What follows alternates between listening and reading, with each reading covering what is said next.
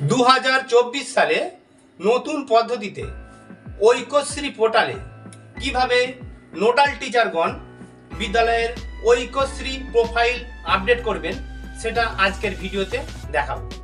তো চলুন এখন কথা না বাড়িয়ে আমরা চলে যাই ডেস্কটপের স্ক্রিনে। এখন আমি এসে গেছি আমার ডেস্কটপের স্ক্রিনে। এখানে এসে WBMDFC স্কলারশিপ .in লিখে সার্চ দিলে পরবর্তী ড্যাশবোর্ড আপনার সামনে খুলবে। এই ড্যাশবোর্ডে এসে institute profile update new update 2024-25 এর উপরে ক্লিক করবেন। ক্লিক করলেই আপনার ডিস্ট্রিক্টটা সিলেক্ট করতে বলবেন, আপনি ডিস্ট্রিক্ট সিলেক্ট করে ওকে করবেন। তারপরে এই পেজটা খুলবে। এখানে এসে আপনারা দেখতে পাবেন আপনার সমস্ত তথ্যই দেওয়া রয়েছে। জাস্ট পাসওয়ার্ড যেটা আছে এখানে বসিয়ে দেবেন, ডিফল্ট পাসওয়ার্ড যেটা SMS এর মাধ্যমে এসেছে বসিয়ে দেবেন, আর এই ক্যাপচাটা এখানে বসিয়ে লগ ইন করবেন। ক্যাপচা বসিয়ে দিয়েছি, এরপর আমি লগ ইনের উপর টাচ করব। টাচ করলেই আমার কাছে ওটিপি চলে আসবে। মনে রাখবেন এই ওটিপি কিন্তু হেড টিচারের মোবাইলেই আসবে। ওটিপিটা আমি এখন বসিয়ে দেব 3842। এরপর আমি এখানে সাবমিট করব। দেখতে পেলেন স্কুলের সমস্ত ইনফরমেশন খুলে গেছে। আচ্ছা, এখানে আগেকারের হেড টিচারের সমস্ত তথ্য রয়েছে। যে তথ্যগুলো চেঞ্জ করতে হবে সেগুলো বলে দিচ্ছি। আপনার নাম তো চলেই এসেছে এবং মোবাইল নাম্বার চলেই এসেছে, কিন্তু চেঞ্জ করতে হবে যেগুলো হচ্ছে এই যে জন্ম তারিখ, আর এখানে আপনার আধার নাম্বার আর এখানে হেড টিচারের দেওয়া রয়েছে, এগুলো আপনি চেঞ্জ করে নেবেন। তো জন্ম তারিখ চেঞ্জ করার জন্য এর উপর টাচ করবেন। প্রথমে সালটা সিলেক্ট করে নেবেন।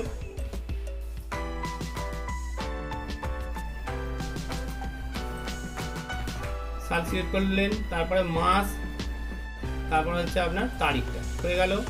এই যে ইমেল আইডি, এই ইমেল আইডিটা আপনি চেঞ্জ করতে পারবেন না, এটা সিস্টেম থেকে পরবর্তীকালে অটোমেটিক চেঞ্জ হয়ে যাবে।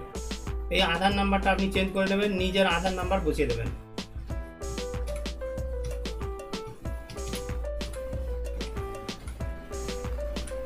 বসিয়ে দিলেন, এরপর এখানে চুজ ফাইল করে আপনার আধার কার্ডটিকে আপলোড করে দেবেন। এরপর নিচে নোডাল টিচারের সমস্ত তথ্য দেবেন। দেওয়ার পর নোডাল টিচারের আধার কার্ড এখানে আপলোড করে দেবেন। নোডাল টিচারের সমস্ত তথ্য দেওয়া হয়ে গেলে নিচে আসবেন number of student present in institute, মানে আপনার বিদ্যালয়ে মোট কতজন ছাত্র সংখ্যা। তারপরে নাম্বার অফ মাইনরিটি, মানে যতজন ছাত্র সংখ্যা তার মধ্যে কতজন মুসলিম, সেটা করবেন, টাচ করে লিখবেন। আর এরপর দেখতে পাচ্ছেন হোস্টেল ফেসিলিটি যদি থাকে ইয়েস করবেন।